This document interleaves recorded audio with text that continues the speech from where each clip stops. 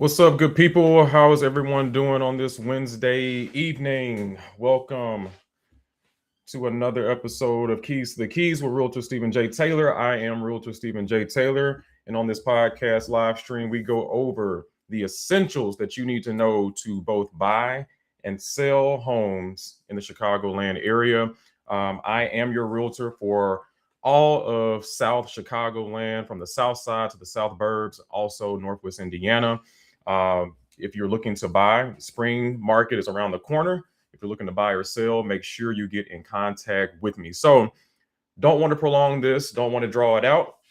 We have a topic tonight. We're going to go over half of it. It's going to be part one, then we're going to do a part two. We're going to go over 10 simple steps to buying your next home. So tonight is going to be for the home buyers. This can be for the first time home buyers, or it can be for the returning home buyers. A lot of times I get people who are coming to me and they're like, hey, it's been some time since I bought a home. It's been 25 years. It's been 30 years since I bought a home. I'm looking to sell my house. I'm looking to downgrade. Catch me up to speed. What's different? What's changed? What's the process? I forgot it. I need assistance. I need help. So, this is going to be for you. All right. So, we're going to talk about the 10 simple steps to buying your next home. Again, whether it's your first home or your next home, a returning buyer or first time home buyer, these steps definitely are going to apply to you. So, also want to say that on this podcast, it's not just going to be me going over these different topics. We're going to invite other guests. So, next week, we're going to have special guests from Excellence Inspection Services. Sean Bacon is going to be joining us. He's an inspector that I use very often to help my home buyers purchase their home. And we're going to actually be gearing it towards the sellers. So if you're a person who's looking to potentially put your house on the market this year or maybe next year, and you're like, hey, what do I need to do to prepare? We're going to help you prepare from an inspection standpoint. Okay. Sean's going to come in, answer questions about what does it mean to get your house prepared and ready for putting it on the market. Okay. So, what are these home inspectors really looking for, and how can you be best prepared for that? So, that'll be next week. Then we're going to bring on some lenders that's going to talk about the loan approval process. We're going to touch on that tonight. So, a lot of guests coming up. We're going to be doing this every week, most likely on Wednesdays until Little League basketball season is over. We might switch back to Tuesdays, but it's going to be every week. So, make sure you follow me on whatever platform you're watching this on, and we'll keep you up to date about what's going on. So let's jump into it, and we're going to go over the 10 simple steps to buying your next home. Okay. We're going to go over the top 5 on tonight, and then we're going to come back and you finish it off. So, number one, well, this is all of the 10 steps here. Okay. So this is how I break down the 10 steps. First, you have to have a buyer consultation. So that's a realtor and a buyer consultation. Next, the pre-approval. Then we're going to show homes and go out, hit the streets and look at these homes. We're going to put in offers. We're going to get that offer accepted. Then we're going to do a home inspection. After that, an appraisal, loan approval, closing day, and of course, we're going to celebrate. All right. So I'm going to start off with the buyer consultation. Okay. What does that mean? What does it mean to have a buyer consultation? Well, it's going to be that initial meeting with you and your real estate agent. Okay. I'm going to do another topic. We got a lot of topics. If I'm doing this every week, we're going to cover a lot of information. Okay. So we're going to go over, hey, what are some things that you should ask? How do you find a realtor? And what are some things that you should ask a realtor to determine if you should hire them? Okay. Let's say you were referred to someone, or let's say you saw somebody on a podcast that popped up on a live stream, and you're like, hey, that guy seems like he knows what he's talking about. I want to sit down and meet with him. So you're going to have a home buyer consultation. It's our initial meeting to discuss the desires that you have in a new home and to give you an overview of the home buying process. During that meeting, it's going to be give and take. Okay.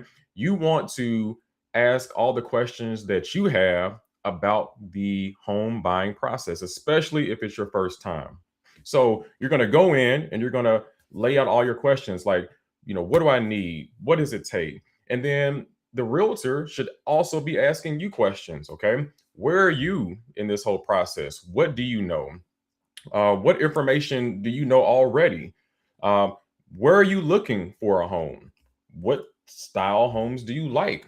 How many bedrooms are you looking for? How many bathrooms? They need to get information from you so that they can then do what? Craft their search and craft their strategy based on your needs. What side of town are you looking into? Right. And they might have feedback based on the information that you give them. So that first consultation meeting is very important for you to give information, right? And also to get information.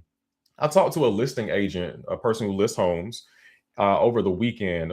She had a house in Crete, and my client who was looking in Crete, Illinois, kind of asking, "Hey, Stephen, I see this house came back on the market. We went and saw it. She thought it was a great potential, but she wanted to know, hey, why is it back on the market?" So I asked the listing agent. I said, "Hey, what's the deal? Like the house seems like it's pretty solid. It's the sellers kept it, intact. Why did the previous buyer cancel?" And she really laid it out and gave me a full story about how this particular former buyer who was under contract did not have the adequate knowledge that she needed to buy that home because they were days before closing. And this buyer found out that she needed to pay $10,000 in closing costs. Okay.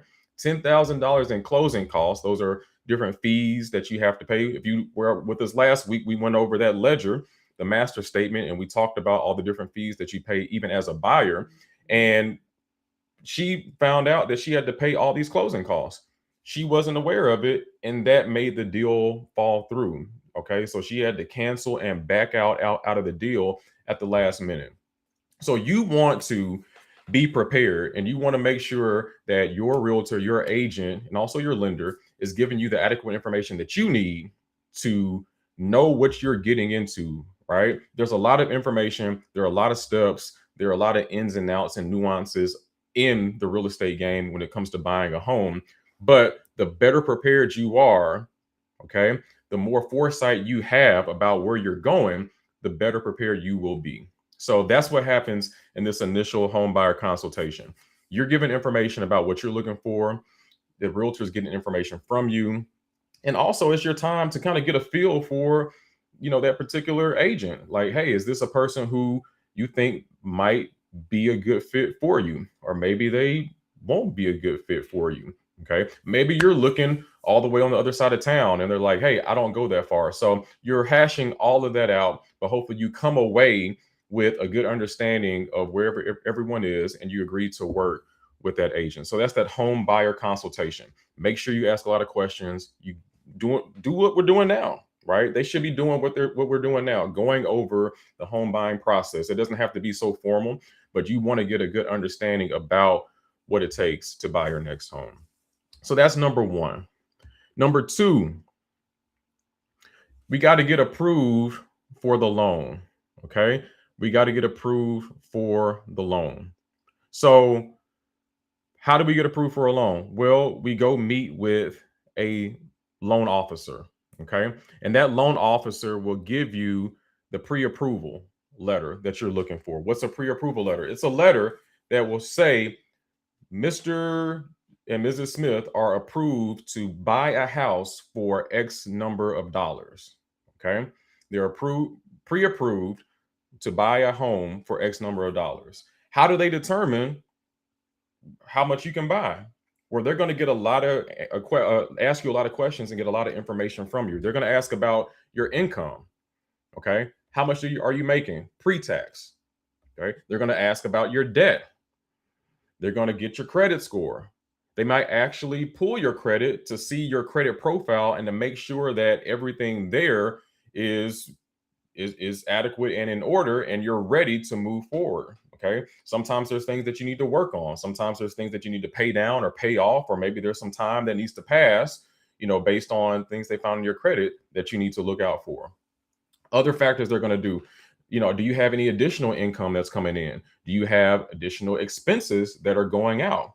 Okay, like, child support is one that commonly comes up. Are you getting child support? Are you receiving child support? If you are getting and receiving it, how old are these children? Are you about to stop receiving it? Are you about to stop giving it? So there are different things that they want to know to help determine what your pre-approval amount is going to be. How much are you paying per month, and what your pre-approval amount is going to be. Okay, so they get all that information and they pile it together, and they're going to run a ratio called a debt to income ratio, and that's going to help them look at your income off of your debt and determine your loan approval. So I always advise people, when you're meeting with a loan officer, you want to be upfront with them, right? They're on your side. Some people are like, well, Stephen, do I tell them this? Do I tell them that? 9 times out of 10, they're going to find out eventually, right? And so it's better to get on the front end and get that information out the way, so you'll know and they'll know what we're getting into, versus us finding a house, getting under contract, we're getting all excited, and then guess what's going to happen? That same information is going to come out, because these loan officers and these lenders, they get and request a lot of your information. Heck, they're giving you loans for hundreds of thousands of dollars. It's understandable why they will want a lot of the information.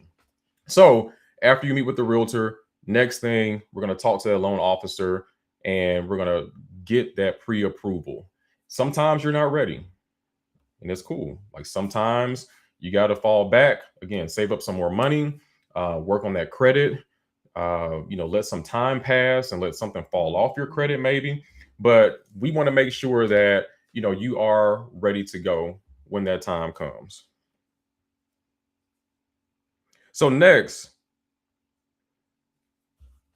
number 3, we're going to come back to this. This is going to be the types of loans that you can get, and the credit scores you're going to need. Actually, going to bring lenders on that's going to talk about this a little bit more. But the number 3 step, we're going to look at homes. Okay, we're going to show homes.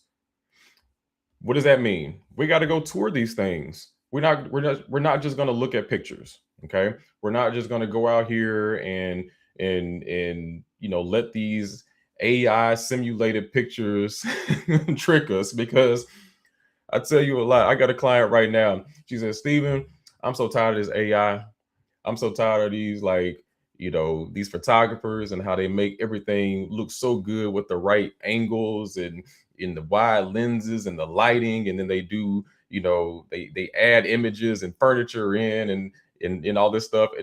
I get it. So we got to go look at these properties to make sure that what we see online is what it's like in person. So we go look at the properties, and what are we looking for? Does this house speak to you first and foremost? Okay. Was with a young lady. She's a first time home buyer on last Sunday, her and her mom. And she was like, she was kind of, we walked in, and, me and her mom are excited. Like, hey, she's about to buy a home. And she was kind of over in the corner, just looking really timid and intimidated. And I'm like, hey, what's going on? She said, I don't know what I'm looking for. And I said, yes, you do, because the right home is going to speak to you. Okay. You're going to walk in that home, you're going to start seeing, hey, I see myself here. I see me doing this, and I might change this around. It's going to speak to you. Yeah, we're going to look at, some potential repair needs and issues, and we're going to look at the structure, and we're going to look at, the basement and make sure it's not leaking water. And we're going to, look and see what the electrical panel looks like. But when it really comes down to it, first and foremost, does this home speak to you? Is this the one? Does it jump out at you? Do you really see yourself making this your home? The home that you want to invest in, the home that you want to build memories in. Like, that's the feeling, and that's the vibe that we're looking for. Okay. To look for that home, as a realtor, I set up a search. So I'm going to be, getting all the criteria that you're looking for, and we're going to, put it in the search and send you out properties. A lot of times people still like to look on the Zillows and the Redfins and the Realtor.coms. That's cool too. So we're going to get all that information, and we're going to send you the right properties. You're going to look at them and say, hey, I want to look at this one. Let's go check this one out. Can you provide me a little bit more information on that one? and then we'll go schedule based on your schedule to go actually walk and tour and look at these homes. Okay. After you look at homes, you got to put in offers. Okay. I like to say, shooters got to shoot. Okay. You can't just go out and window shop and look and hope that you'll get there. No, if you like something, you got to try. And sometimes people are kind of nervous. Like, what if they say no? Well, they might. They might say no. Look, if you are worried about being rejected and you are worried about people telling you no, then this might not be the journey for you. But you have to realize that with every no, you're getting closer to that yes. Okay. All those failures are a recipe for success. That's a message for life too. But in the home buying process, you got to have the right mentality. You can't be scared, right? You got to get out there, do your best, put in the work, go look at it, and then get up the courage and the knowledge to actually put in offers. Okay. So we find a home that you like. You know what, Stephen? I think this is the one. So we need to write up a contract, put in an offer to submit to the seller. How do we do that? Well, that's when the realtor comes in to help. All right. Going to look at other homes that have sold in the area and compare them to your home, right? To determine what's the best price. You might have heard people in the industry say, yeah, we run comps or comparables, right? That's what we're going to do. A realtor is supposed to go in and look at and pull what's called a CMA, a comparative market analysis. Okay. They're going to compare apples to apples. So your home, if it's a one-story ranch with a basement, we're going to look at other one-story ranches with a basement within a close proximity that have sold within the last few months. All right, preferably 6 months or sooner. And we're going to look at least a half-mile radius, maybe more, maybe less, depending on the houses that we can find. We're going to look at the houses that sold, those values, and then we're going to compare it to the house that you're interested in, right? And we're going to make adjustments. Maybe that has a 2-car garage and yours only has one. Maybe that one has, yours has brand new fixtures and finishes, and maybe that one needs a little bit of updating. So we'll look at those homes and compare it to your home to determine what's the right price. But then we're also going to look at other factors. Hey, if we're looking at a house, like a few weeks ago, and it's, you know, 20 degrees wind chill below zero, and there are no other people looking at homes right now, maybe we see if we can, offer a little bit lower because we know it's not a hot time in the market. But if we're looking in the middle of the spring and the summer when we know a lot of people are out, and it could be to determine what we're looking at in that actual market too, right? What's going on in the market? Are a lot of people buying or a lot of people sitting on the sidelines? All of those factors are going to help us determine what's the right price. And it might just be you. Some people are people who just want a bargain. They want a deal on a home. Other people are like, you know what? I really want this home. Let's just go for it. Let's give them what they're asking for. Let's go for it. So, looking at the market, looking at comparable homes, and also we're going to look at you because you drive the ship. This is your decision. This is your house. We're going to, really lean in and depend on you to help us determine what you feel comfortable with and offering that home and also negotiating other terms. But me as an agent, that's what I'm here for. You go in, we're going to, figure out what's going on. Has this house been sitting on the market a long time? Has it just hit the market, and does it seem like they have a lot of traction? Like all those different things go to help us determine what's the right offer and the right terms that we're going to ask for that house. So after we put in offers, what's number 5?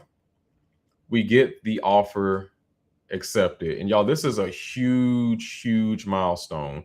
Huge milestone is getting an offer accepted because sometimes you might put in a few offers. Okay. They don't pan out. But then when you finally get that one, it is a breath of fresh air. It's something to really be excited about because you still got another 5 steps to go, but you can't get those five without getting to this 5. So what happens when you get an offer accepted? Well, first, we talked about before, a real estate attorney. So you have a real estate attorney who's going to review the purchase contract to make any adjustments that might be needed.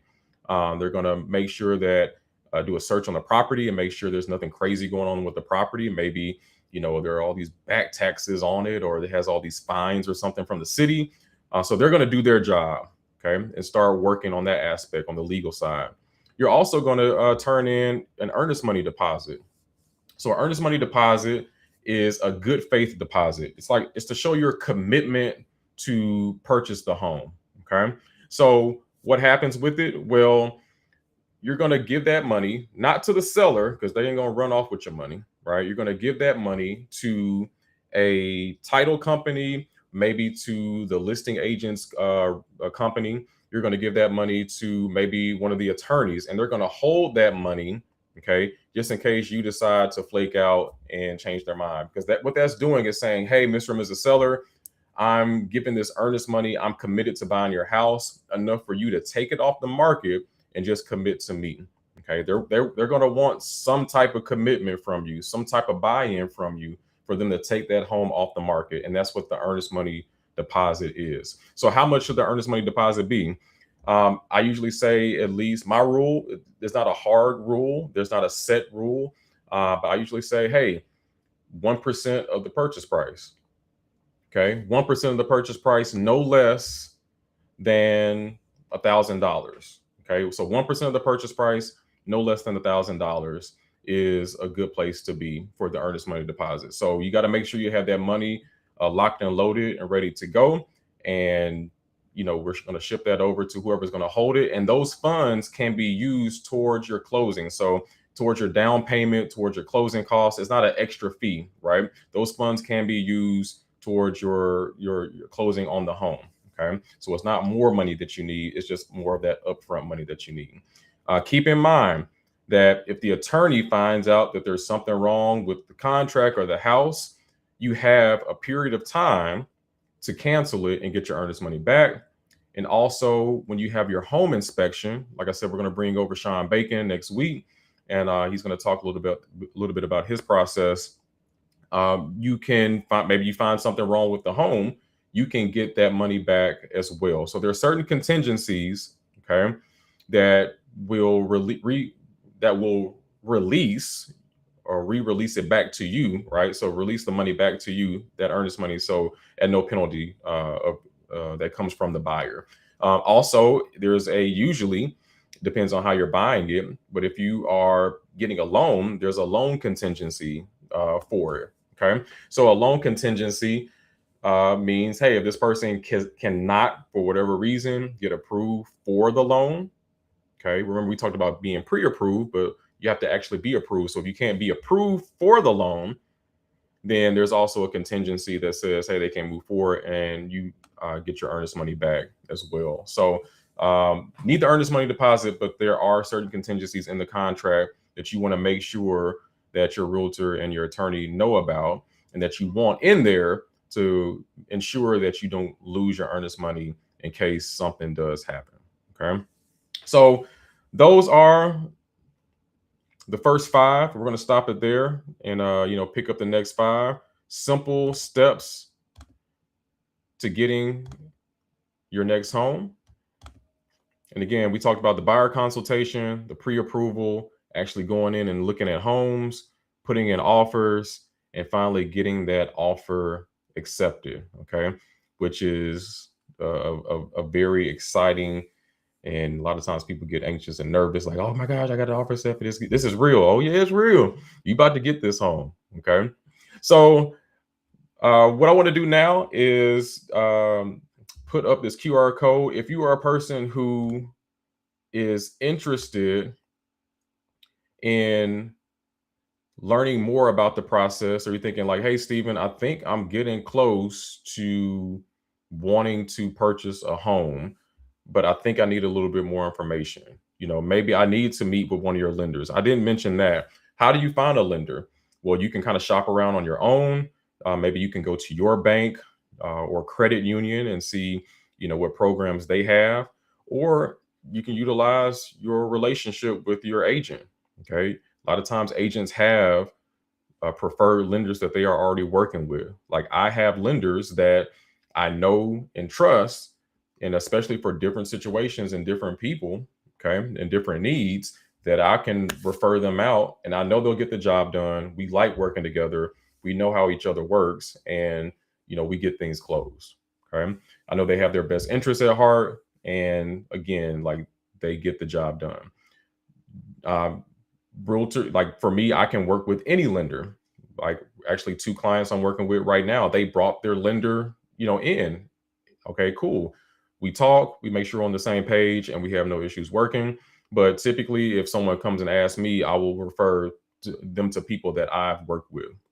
Maybe that's you. Maybe you're needing to talk to a lender and have them go over your finances, or maybe you don't know kind of what you're looking for in a home. Hey, I'm looking to spend this amount of money on a mortgage. Like, what will I qualify for?